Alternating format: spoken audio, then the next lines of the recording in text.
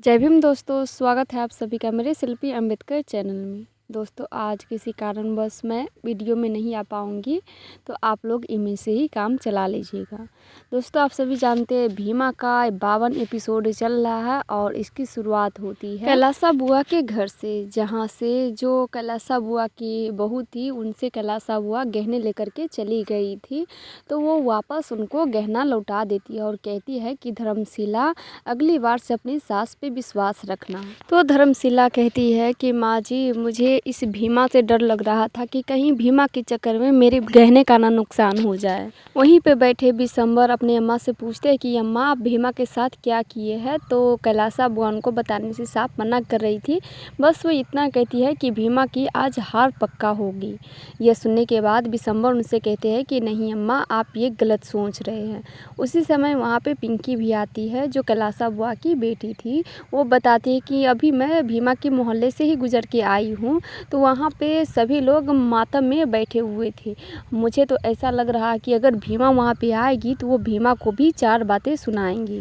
वहाँ पे कैलासा बुआ और बिशंबर में बहस होने लगती है। कैलासा बुआ को इतना अनुभव था कि भीमा की आज हार पक्का होगी और बिशंबर को विश्वास था कि भीमा कोई ना कोई तरीका ज़रूर निकालेगी अपने गाया चाचा को जेल से निकलवाने के लिए।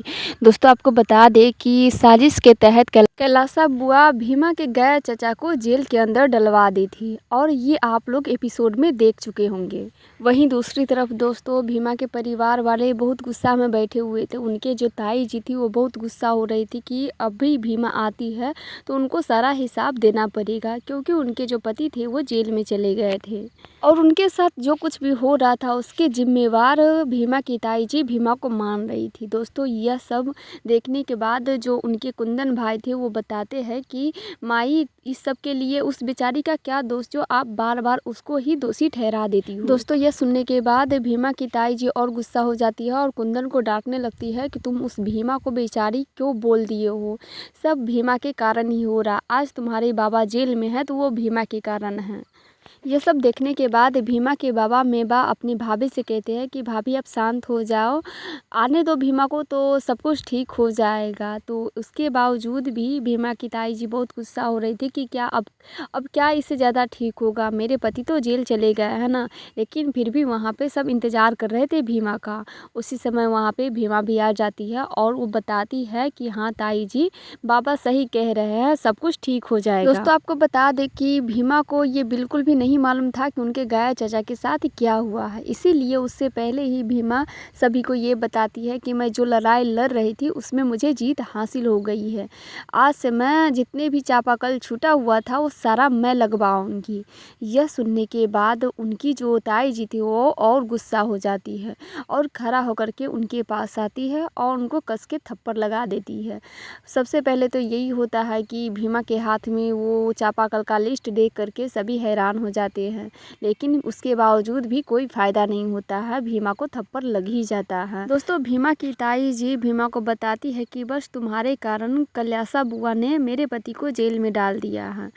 तुम्हें तुम्हारी जीत मुबारक हो, लेकिन उससे पहले तुम मेरे पति को छुड़वा करके लाओगी, क्योंकि तुम्हारे कारण ही मेरे पति जेल में गए हैं। दोस्तों उस समय भीमा बहुत हैरान होती है कि उनके गाया चाचा जेल चले गए हैं, लेकिन उसके बावजूद भी भीमा अपने ताई जी से ये कह रही थी कि ताई जी आप शांत हो जाइए, मैं अभी कैलासा बुआ के घर से बात करके आती हूँ। यह सुनने के बाद उनकी ताई जी उनके सामने हाथ जोड़ करके घुटने पर बैठ जाती है और कहती है तुम कैलासा बुआ के घर पे ना जा करके और बड़ी मुसीबत मोल ना लो, उससे अच्छा होगा कि तुम मेरे पति को छुड़वा करके ले आओ। जैसे जो करना हो तुम मेरे पति को छुड़वा करके ले आओ। दोस्तों कुछ लोग जो थे भीमा को पसंद नहीं कर रहे थे, लेकिन फिर भी विश्वास उन्हीं पे लगाए हुए थे, उम्मीद भी उन्हीं से कर रहे थे कि उनके गाया चाचा को वही थी जो जेल से छुड़वा करके ला सकती थी। जिसके बाद भी भीमा कानूनी लड़ाई का सहारा लेती है कि कानूनी ही लड़ाई से हम न्याय पा सकते हैं। मेरे गाया चाचा बेकसूर है तो कानून उनको बेकसूरी के बाद भी सज़ा नहीं दे सकती है। दोस्तों देखना यही है कि भीमा अपने गाय चाचा को कितने दिन में और कब तक छुड़वा पाएंगी। ये तो पता है कि भीमा अपने गाय चाचा को जैसे तैसे करके छुड़वा ही लेगी, लेकिन उसके लिए इनको क्या क्या संघर्ष करना पड़ेगा ये मैं आपको एपिसोड में बताती रहूँगी, इसीलिए आप लोग एपिसोड को ज़रूर देखिएगा। दोस्तों यहाँ पे तो ये सब हो ही रहा था और साथ में उनकी ताई जी थी जो कह रही थी कि खाओ तुम मेरी कसम कि तुम मेरे पति को छुड़वा करके ले आओगी। दोस्तों वहाँ पे भीमा के समाज वाले थे, वो कह रहे थे कि भीमा की वो गाया अपने बाबा थोड़ी है कि वो खाएंगे कसम कि वो छुड़वा करके ही लाएंगे। इनको तो बस अपने लड़ाई से मतलब है, अपने लड़ाई में इसको जीत मिले तो ये बहुत अच्छा है। वो तो गाया चचा है इनके छुड़वाने के लिए, ये कुछ करेगी भी कि नहीं करेगी ये सब वहाँ पे लोग सब बोल रहे थे।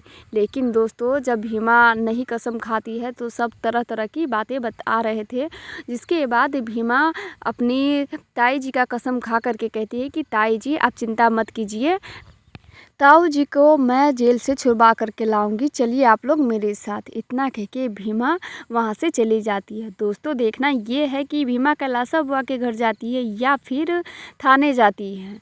वहीं दूसरी तरफ बिशंबर और कैलाशा बुआ में बहस हो ही रही थी। कैलाशा बुआ अपने घर का दरवाज़ा बंद कर लेती है और सभी से ये कहती है कि जब तक मैं न कहूँ तब तक कोई दरवाज़ा नहीं खुलेगा।